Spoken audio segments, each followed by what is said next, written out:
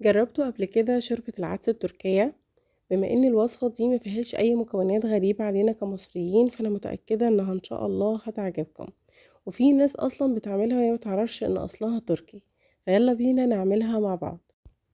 اول حاجة عندي في حلة على النار ضفت مكعب من الزبدة ومعاه معلقة من الزيت. بعد كده نزلت عليهم ببصلاية مفرومة ناعم، قلبتها دبلت حاجة بسيطة، وبعدين ضفت عليها معلقة من الدقيق.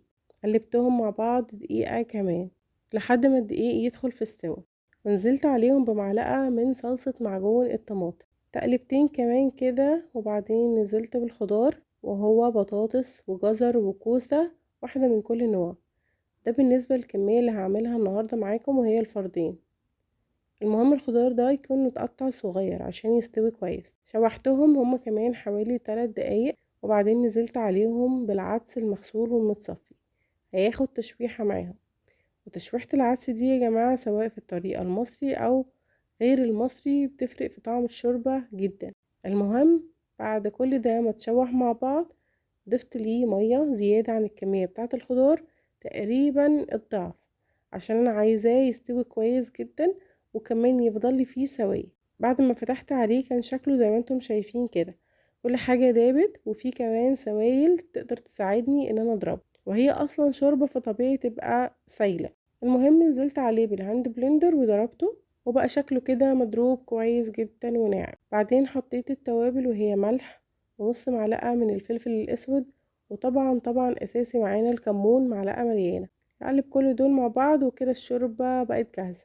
التركة بقى اللي هما بيعملوها ان هما بيحطوا مكعب من الزبدة وعليه معلقة من البابريكا، او ممكن تستبدلوها بالشطة لو انتم بتحبوا الحاجة تكون حراقة. البابريكا اللي هي بودرة الفلفل الحلو. وبس كده، مجرد ما الزبدة تسيح وتسخن بقت جاهزة. نصب بقى الشوربة،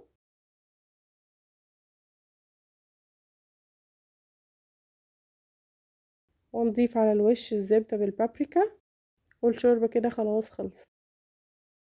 عايزة اقول لكم بقى ان اضافة الزبدة للشوربة بالطريقة دي بيكون حلوة جدا، وهو اصلا اللي فارق في الوصفة اكتر من الخضار، واكتر من اضافة الكوسة اللي احنا اصلا مش متعودين عليها في الشوربة المصري. شايفين الشوربة قد ايه ناعمة وكريمية؟ حقيقي بتكون لذيذة جدا وهتعجبكم ان شاء الله. وكده خلاص الوصفة خلصت. ما تنسوش لو عجبتكم تعملوا لي لايك وتتابعوني.